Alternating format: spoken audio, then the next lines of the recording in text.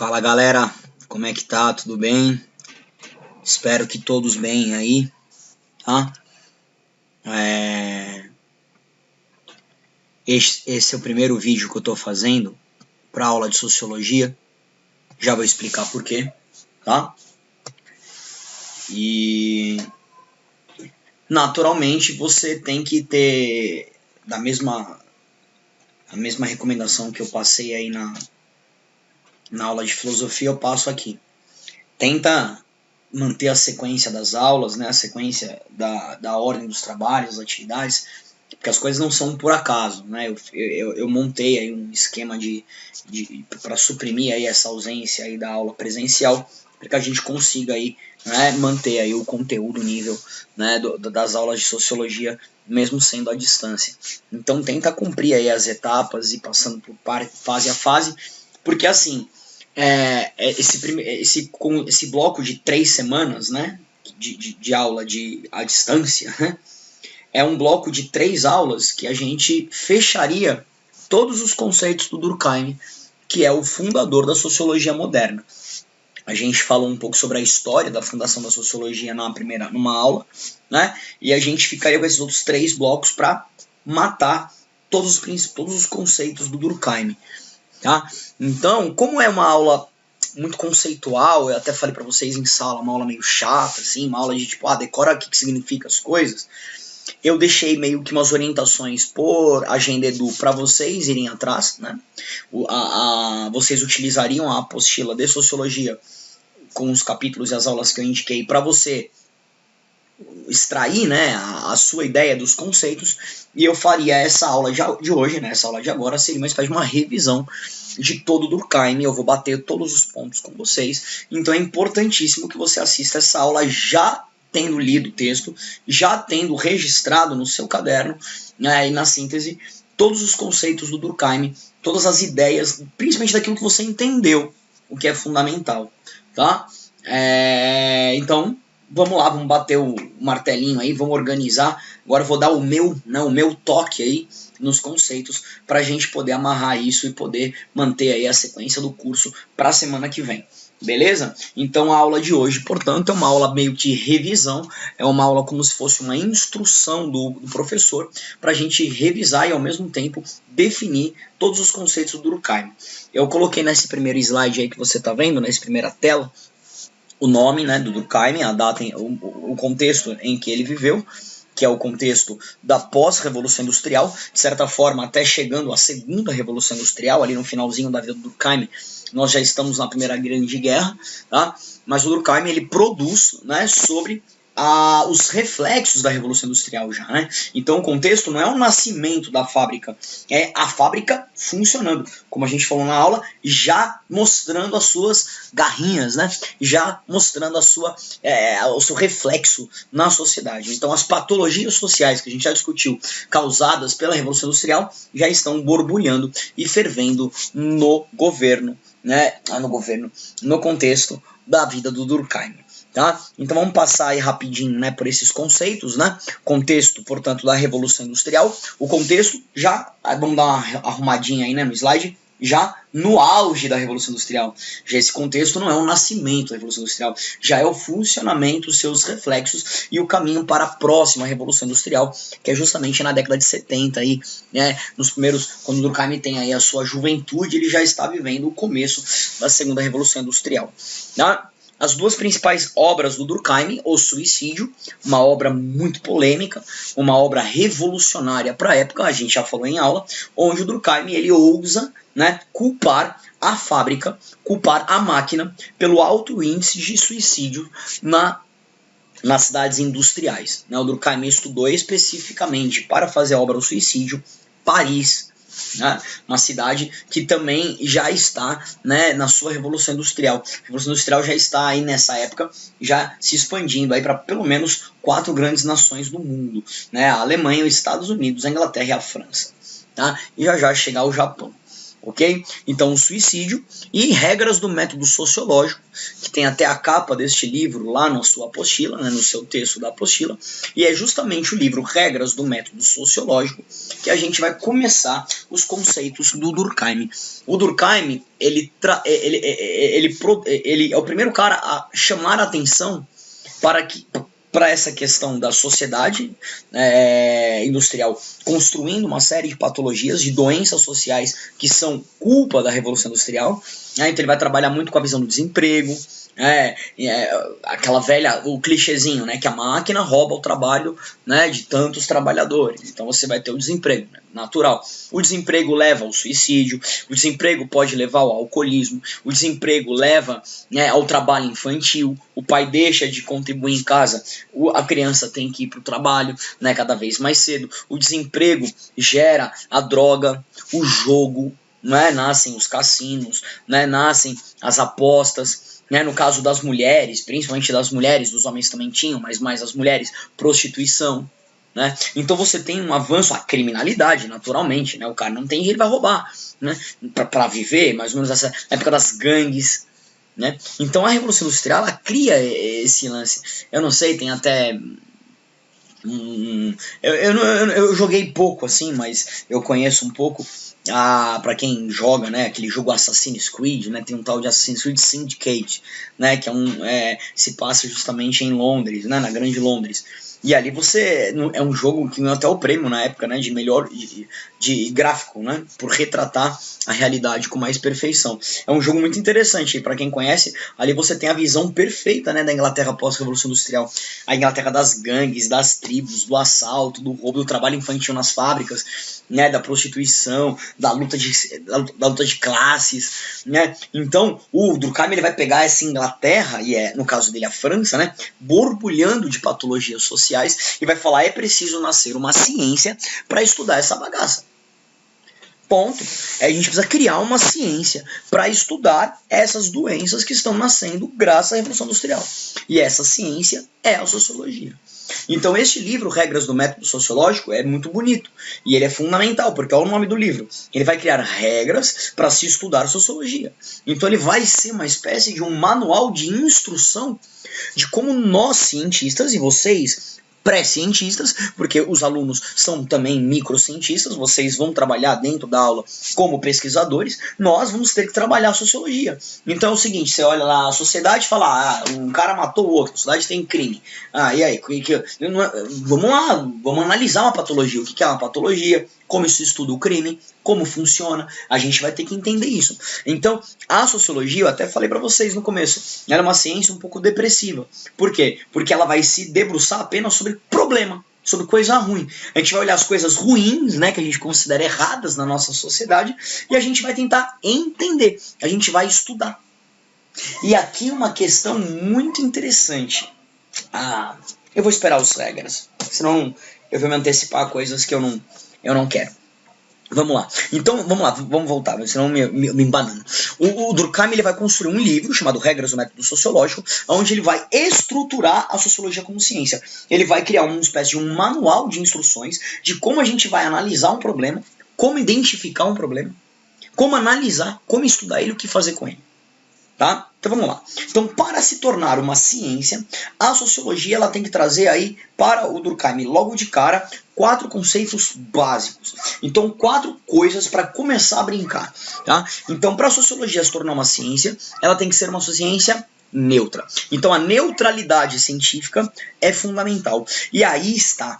Cara, é muito fácil ser neutro estudando as plantas. Eu sempre uso a biologia, né? Mas é o que vem sempre na minha cabeça. Mas, por exemplo, vamos estudar a física. Vamos estudar, né, as leis da termodinâmica. Cara, você vai estudar as leis da termodinâmica. Pô, ser neutro é tranquilo. O que é ser neutro? É as suas crenças, os seus valores, os seus hábitos, os seus vícios sociais. A sua experiência de vida, ela não pode interferir na análise da situação. Então, quando eu analiso as leis da termodinâmica, eu analiso a briófita, eu não posso pegar o que o Pedro é enquanto ser humano, enquanto ator social, o Pedro filho, o Pedro professor, o Pedro marido, o Pedro não sei o quê, o Pedro não sei o quê, e eu não posso misturar os meus valores, os meus ideais, as minhas né, as minhas paixões, eu não posso misturar isso com a minha análise com relação às leis da termodinâmica. Mas fazer isso nas leis da termodinâmica é de boa. Como é que você vai fazer isso com uma análise científica sociológica? É muito complicado. Tá? Eu vou te dar um exemplo. Como que a gente vai, enquanto pesquisador e estudante, por exemplo, analisar a criminalidade? Sendo que, por exemplo, né, o meu carro já foi roubado 5 vezes na porta da escola. É mentira, não é verdade, mas é só um exemplo. A minha irmã foi estuprada. Como é que eu analiso o estupro?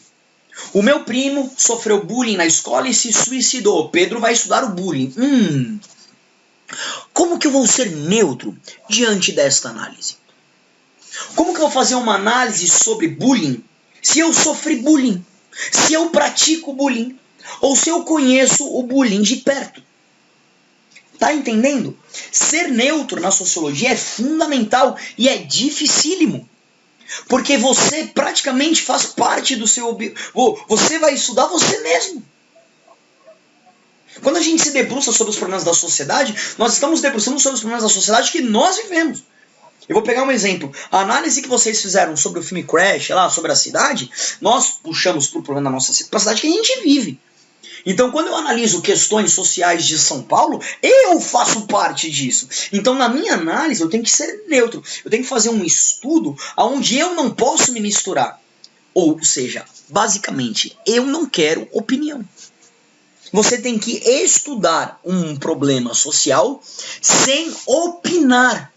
Sem colocar os seus vícios, as suas paixões, as suas opiniões, as suas experiências particulares para poluir o problema. Então, primeira regra do método sociológico para Durkheim, e essa regra é fundamental. Se você quiser criar um método, um caminho para estudar a sociedade, as ciências sociais, a sociologia, você não pode ser um pesquisador que polua o seu objeto de estudo, que é a sociedade. Então, ao estudar a sociedade, você precisa, ao máximo, ficar fora da sociedade. Se ausentar dela. Excluir todos os seus senso comum. Essa é a palavra. Esse é o conceito, né? Senso comum. Todo conhecimento de blá, blá, blá, de porta de banco, de fila, né, de ponto de ônibus, né, de boteco, mesa de jantar com minha família... Todo assunto comum que você aprendeu no blá blá blá da tua vida é nada. Bloqueado pela neutralidade científica. Valeu? Tranquilo? Regra 2. Toda ciência tem que ter rigorosidade. O que ele está dizendo sobre rigorosidade científica? Este conceito de rigorosidade... ele está um pouco no último ideia que a gente coloca aqui, no último conceito, comprovação. O rigor significa que você precisa ter variedade de instrumentos. Você precisa ter muita, vamos chamar isso de peculiaridade de conceitos, de palavras, de análises, de comprovações. Então a rigorosidade científica é se debruçar sobre um problema e analisá-lo de forma extremamente analítica e não superficial. Tá? Então a rigorosidade científica está em variedade de documentos. Vocês não podem analisar um problema apenas lendo um livro, apenas vivendo aquela experiência. Você tem que só observar. Você vai ter que consultar, pesquisar, entrar, ver vídeo, ver filme. É isso. Tá? Você vai ter que usar muitas metodologias. Você vai ter que ter muito rigoroso na comprovação. Porque você tem que comprovar que o suicídio é um reflexo da máquina. Como é que você comprova? Você tem que ter uma prova, você tem que ter muitas provas. Você tem que ter muitos dados, muitas pesquisas, muitas análises. Tá? Então toda ciência tem rigor. Não é blá blá blá. Não é a minha teoria baseada em nada. Tem que ter fatos, números, documentos, variedade de métodos, muitas provas. Tudo bem? Toda ciência tem isso, tá, pessoal? Tá? Termos próprios, nós já falamos sobre isso. A sociologia vai ter que construir os seus próprios termos. A matemática tem lá seus próprios termos, né? a matriz, né, o logaritmo. A língua portuguesa tem o aforisma, né, tem a hipérbole, a parábola, a síntese, né. A biologia tem o pluricelular, né, o eucarionte, o procarionte, a física tem os seus termos, como quantos joules, quantos newtons, né, a química, né, com o aldeído, a tabela periódica, né, a sociologia tem que ter os seus próprios termos. Assim como a filosofia tem lá a dialética, a reminiscência, né, nós vimos na última aula lá do Platão, né, nós vimos já o arquê com os sofistas, né, o conceito, né, de razão inata, né. Então, por exemplo, a sociologia tem termos próprios, né, e todas as ciências têm que ter, tudo bem? E toda ciência tem que ter uma teoria baseada em uma comprovação. Então você vai ter que se debruçar sobre um objeto. A gente vai ver o objeto de estudo da sociologia é a sociedade, a gente já viu isso, né? Você vai ter que se debruçar sobre a sociedade, teorizar sobre um problema, falar, existe um problema na sociedade por causa disso, e eu vou comprovar que ele existe, o entendimento dele, assim, assim, assim. Né? Então, toda a ciência, ela se debruça sobre um objeto. O objeto da matemática é basicamente a exatidão dos números. Né? A física, a química, os fenômenos da natureza, a biologia, a própria vida, né? a língua portuguesa, né? De fato. Né? Então, a filosofia, o pensamento humano. Né? Então, a gente tem que se debruçar sobre um objeto de estudo. A gente vai se debruçar sobre esse objeto de estudo. Nós vamos identificar o que a gente vai analisar. E essa identificação vai ter que gerar uma teoria a ser comprovada. Eu tenho uma teoria sobre esse objeto de estudo. Eu tenho uma teoria por que eu jogo as coisas e o bagulho cai. Eu tenho uma teoria e eu vou ter que comprovar isso. Então, minha teoria é a gravidade, eu vou ter que numericamente comprovar isso. E a sociologia trabalha com teorias e comprovações também numéricas. No caso, a estatística. A estatística, o índices, né, principalmente o caso do suicídio do Durkheim, é um método matemático de comprovação de uma teoria. De que o suicídio, 90% das pessoas que trabalhavam na fábrica eram justamente a totalidade dos suicidas. Né? Então, tem aqui um número, um dado que você interpreta. Pô, pode crer, 100% dos suicidas, né, representavam, né, 90% dos suicidas representavam pessoas que trabalhavam nas fábricas, e justamente pessoas que perderam emprego nas fábricas até tal. Através dos números, a gente vai tentando, né, buscar teorias. Pode ser também um número, pode ser a teoria, né, basicamente, né, descritiva mesmo, análise histórica. Fatos históricos, né, a invenção da máquina. Tudo bem? Então, vamos lá. Metodologia das ciências sociais, neutralidade, rigorosidade científica, termos próprios, teoria sobre um objeto de estudo e a comprovação. Tá? O objeto de estudo da sociologia é a sociedade. Que atenção, é o segundo item aí, tá? Sociabilidade versus atores sociais. Né? Esse é o objeto da sociologia. A sociologia, ela vai ser a sociedade. O que é a sociedade? Não é a cidade. A sociedade são os espaços e os atores sociais em relação com esses espaços. Isso chama sociabilidade, que é a habilidade dos atores sociais perante a sociedade, perante os espaços. Então, como os atores, os espaços, se relacionam. Então, essas relações formam o todo que a gente pode entender a sociedade. O objeto da sociologia é a sociedade. São as interações sociais, as sociabilidades entre atores sociais e entre atores e os espaços. Beleza? Mas são todas as relações? Essa é a questão. Não. São qualquer relação. Então eu olho para a cidade e eu vejo ali a sociedade, né, pessoas, atores sociais e espaços se relacionando, e eu vou analisar toda a relação. O carinha andou até o banco, vamos estudar pessoas indo até o banco. Não. O que a gente vai estudar da sociedade? Agora chegou a hora da gente dar nome às coisas. De acordo com Durkheim, nós vamos estudar o fato social. Fato social. É do fato social que vai nascer a ideia da patologia. Agora, eu lembro que eu falei de patologia social com vocês, eu falei para ter uma visão, mas agora vamos rebuscar o nosso conhecimento, tá? O conceito original, só um minuto, acho que é próximo, né? É o fato social. Nós vamos analisar fato social. Tudo bem? Então, para a gente entender fato social, nós precisamos entender 3 conceitos: exterioridade, coercitividade, generalidade. A coercitividade eu já vou matar numa só vez o conceito aí, o terceiro item da sua página aí, da sua tela, que é a palavra coerção, que nós já estudamos coerção em sala.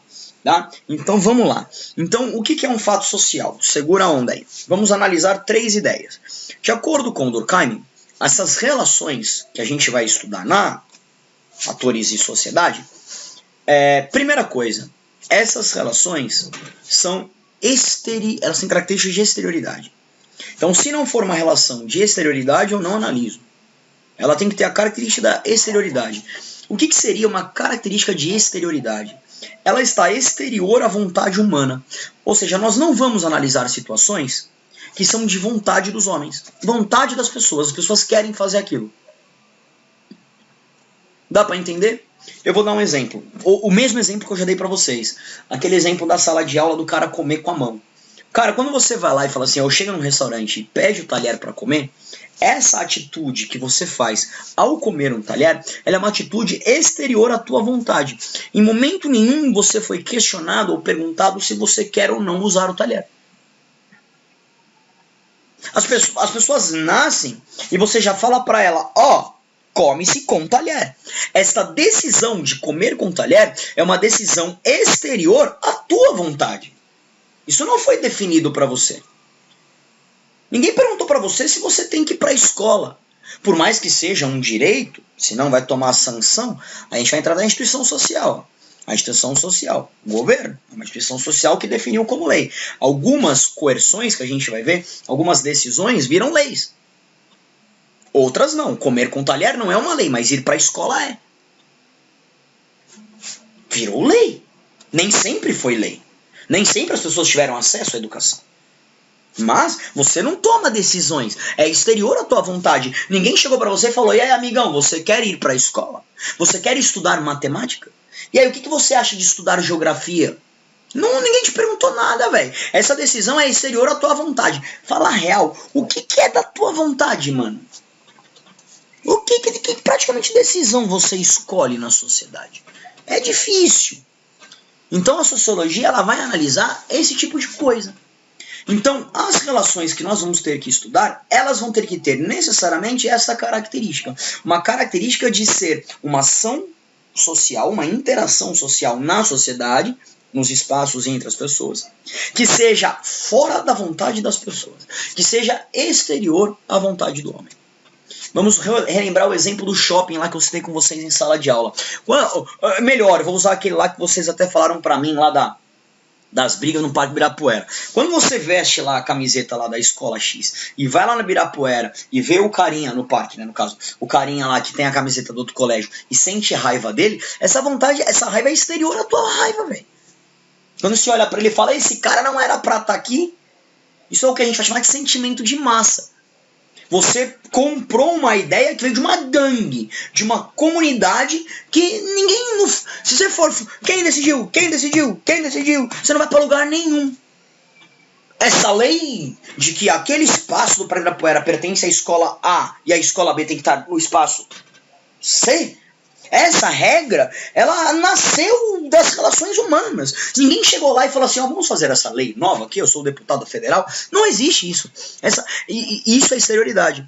É uma característica de conceito, é um conceito, né, de relações humanas que se tornaram regras. Olha lá, regra do método sociológico, uma regra. Né? Essa regra que foi definida sem o consentimento das pessoas. Ela simplesmente aconteceu, socialmente falando. Através das relações, ela nasceu. Bum, nasceu. Cara, sempre o cara tava ali. Então. A partir de agora é ele. Fim. Aquilo se institucionalizou lá, a instituição social. Aquilo vai virar uma institucionalização. Aquilo vai virar uma lei. Né? Agora, é exterior à vontade das pessoas. Então tudo que é exterior à vontade das pessoas é o que a sociologia vai estudar? Não. Tem que ter 3 regras. Tem que ter a exterioridade, então tem que ser exterior à vontade humana. Tem que ser coercitivo, tem que ter coerção. O que é coerção? tem que ter uma forma, ó, um padrão de controle aqui, ó, no item 1 aqui, ó. Tem que ter o quê? Uma forma de controlar aquela ação. O que seria uma forma de controle? Uma lei? Nem sempre uma lei. Aquelas leis invisíveis. O olhar da tia Sol, lembra quando você não vem com uniforme? Isso é coerção. É quando você come com a mão e as pessoas vão olhar feio para você. O garçom vai falar alto, ele vai te olhar de canto, sua mãe vai te dar um tapa na mão. São essas manifestações sociais, né, que não aceitam que você rompa o padrão. Então uma regra que foi construída exterior à sua vontade não pode ser quebrada. Se ela for quebrada, você vai sofrer uma punição. Esta punição é a coerção, é esta força social, é esta energia social que mantém as coisas sob controle, que vigia os comportamentos do homem. Então, quando você vai lá e atravessa a sua linha no Parque Ibirapuera com a camisa da escola errada, os caras vão... um olhar, um tropicão, a energia, né? Os caras viram a cara, que é isso aí? Risinho. Coerções. São manifestações sociais, né, que tentam manter sempre a ordem, que tentam sempre combater a desordem, aquele que quebrou o padrão.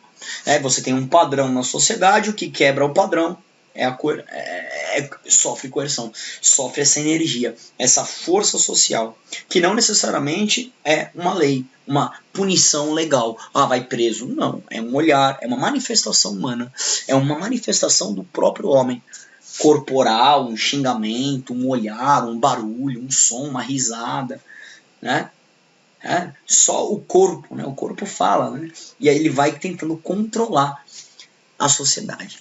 Tudo bem? Então, um fato social, a sociologia vai analisar fatos sociais, que são manifestações humanas, que têm que ser manifestações contra a vontade dos homens, não necessariamente contra a vontade, mas foram decididas sem consultar os homens, né? Sem a vontade humana.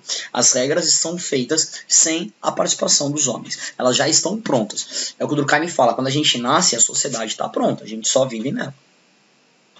Tem que gerar coercitividade, que é essa força, que é esta, né, energia, essa manifestação humana para manter a ordem. E tem que ser generalidade, tem que ter generalidade ou generalizante. Sabe aquela história que você fala assim? Na sociologia não generaliza, é tudo generalizado. Sabe quando fala, não generaliza, hein, professor? Vai generalizar sim. A sociologia generaliza. A gente vai estudar o suicídio. Mas eu não conheço nenhum suicida. Eu nunca me suicidei, né? Por isso que eu tô aqui. Né? Então não há suicidas na minha realidade, então o suicídio não existe. Não é assim. Se acontecer repetidamente, já é um fato social. Não necessariamente ele é geral. Geral que eu falo é para todos. Ele é individualizado e se torna geral. Não, ele é generalizado. Ele tem um padrão de repetição. A sociologia vai analisar, portanto, patologias que se repetem. Por exemplo, a corrupção é uma patologia social? Depende. Olha lá. Cadê? Contexto histórico, tá vendo aí? Contexto histórico para a próxima aula. Depende da época. Depende em qual país. Da onde? Vamos analisar a corrupção na Índia? Pode ser. Brasil? Pode ser. Países latinos? Normal. Vamos lá na Suíça? Difícil. Difícil a corrupção na Suíça ser uma patologia social. Porque lá não se repete. Então a exterioridade, a coercitividade e a generalidade. Então isso é um fato social. São manifestações humanas, são essas relações sociais que elas têm que ter essas três características. Elas têm que ser uma relação que ela é de cunho exterior. Ela foi uma manifestação onde as pessoas agiram sem ter decidido que aquela regra deveria ser aquilo. É coercitivo, portanto tem ali um padrão de controle, tem ali uma forma de manter a sociedade sob controle e alguém está quebrando aquilo, e aquilo se repete, aquilo acontece sempre. Aquilo mantém um padrão de hábito de continuidade. Então isso é um fato social. Nós vamos analisar isso. Tudo bem? Vou pegar o bullying. O bullying, né? Às vezes o bullying ele tem uma característica que é exterior a gente. Boa parte das pessoas que praticam o bullying não é nem a vontade delas praticar bullying. Mas parece que é uma regra da escola que quem tem aquele cabelo daquela forma vai ter que tomar aqueles apelidos. Os apelidos já são pré-inventados, aquele cabelo já é um padrão que ele está fora da normalidade. Não foi você que definiu que aquele cabelo é bonito ou feio. Aquilo foi definido. Por quem? Sei lá, depois a gente vê aí, ó, instituições sociais geralmente que definem. A mídia, ó, a mídia. A mídia define, por exemplo, um padrão de cabelo bonito. Não foi você que definiu. E aí aquilo virou um hábito. Você chega na sala de aula, todo mundo apelida o cara lá do cabelo ruim, que a gente chama, né? O cabelo ruim, o cabelo ruim, o cabelo... E já virou. Já virou. Aí se amanhã o cara do cabelo ruim vem de touca, né? Você, já olha feio, o cara tá de touca, escondeu o cabelo, olha lá. Ele tá fugindo do padrão, já vai tomar coercitividade, vai tomar risinho, vai tomar olhar, né? Já não tá legal. Aí vem um aluno novo com o cabelo ruim, já todo mundo olha, olha o cabelo dele. Já começou, quebrou o padrão. E se é algo que se repete naquela sala, sempre no primeiro ano, todo dia acontece, sempre tem a risadinha. Pô, virou um problema, a gente vai ter que analisar essa porra. A gente vai ter que analisar essa bagaça, velho. Não tem conversa. Passou dos limites. Ó, é algo que foi exterior da vontade deles, isso é um problema brasileiro, gera coercitividade, porque o cara foge do padrão, então fica tomando risinho, olhinho, bibibi, e se repete. Vamos analisar essa bagaça aí. Tudo bem? Fato social. Tá? Então aqui ó, a gente já levou de pancada sociabilidade, atores sociais a gente já sabe, objeto da sociologia. Coerção é o conceito de coercitividade, que é justamente essa pressão social que nós sofremos para que a gente mantenha um padrão, mantenha um controle. Tudo bem? E aí nós temos dois conceitos novos aí, que é coesão e anomia. Coesão é uma sociedade com pouquíssimas patologias sociais. Anomia é uma sociedade com muitas patologias sociais. Esse é o último ponto da aula, vou terminá-lo aqui. Tá? Então, coesão, sociedade coesa, sociedade harmônica, sociedade em harmonia, pouquíssimas patologias. Sociedade sob controle, ninguém quebra as coerções, ninguém quebra os padrões, está tudo funcionando, está sob controle. Nós temos poucos fatos sociais para analisar. Há poucas coisas que se repetem, que geram coercitividade, que são exteriores aos homens, que criam, né, problemas sociais, patologias. Né? Essas patologias nascem dessa visão.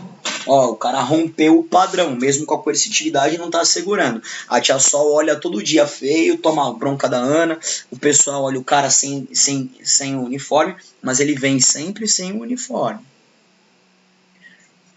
A decisão de vir para o uniforme é exterior à vontade dele. Ele toma olhinho feio, ele toma recado na agenda. O professor de educação física briga, o professor de matemática briga, né? A sala olha feio, mas ele repete. Patologia. O que é uma sociedade coesa? Pouquíssimas patologias. Uma sociedade em estado, né, de harmonia. E a anomia seria uma sociedade com muitas patologias sociais, com essas doenças sociais. Tudo bem? Eu queria deixar apenas uma última informação para vocês. É por isso que o Durkheim chama o sociólogo de um médico social. Ele fala que nós somos médicos sociais, a gente faz sociologia. A gente vai olhar a sociedade, a gente vai olhar a doença da sociedade e nós vamos diagnosticá-la. Nós vamos entender a doença. Nós vamos fazer um raio-x da sociedade. Falar, olha cara, bullying. Vamos analisar. Por quê? Como, onde, qual, quando, quem faz. Aí, ó. Termos, rigorosidade, neutralidade, não pode se misturar. Vamos criar uma teoria, porque o bullying acontece aqui na sala, e vamos tentar comprová-lo, porque ele realmente existe. E para aí, velho! E agora eu vou terminar aqui, ó. Para aí! Atenção agora, isso é muito importante. O sociólogo não resolve problemas. Ele é um médico diagnosticador. Nós fazemos o raio-x, nós não resolvemos problemas. A gente fala, ó velho, tá errado, se vira. A sociologia entende problemas, ela não resolve problemas. É cômodo, né? Uma ciência cômoda. Ela vai falar mal e deixa quieto, faz melhor. Eu não, faz você. Você só fala mal, E você não faz melhor? Não. E o que você acha que tem que fazer? Não sei. Mas você não quero saber. A sociologia é chata, mano. Ela só fala das coisas ruins e não resolve nada. Raio-X. Tirei o exame. Ó, joelho quebrado. O que eu faço agora? Vai em outro médico, faz em outra ciência, se vira. Eu só tiro o raio-x. Eu só mostro que o joelho tá zoado, mano. Parei aqui. Ah, mas eu... Não. Tratamento. Não. É um remedinho? Não. Não. Só falo mal e caio fora. Tá vendo? Ó, a ciência social, ela para na comprovação que aquele problema é um problema.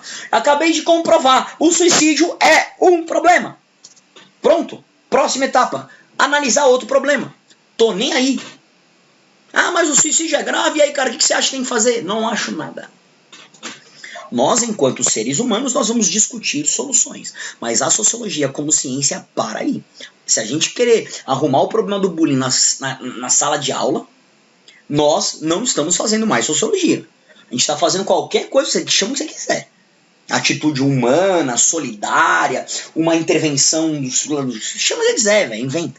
Não é sociologia. Sociologia entende o bullying, mostra que ele é exterior, coercitivo, ele se repete. Nós vamos com muito rigor científico, com os termos da sociologia, comprovar através de dados, teorias, sistemas, fatos, que ele é um problema e basta.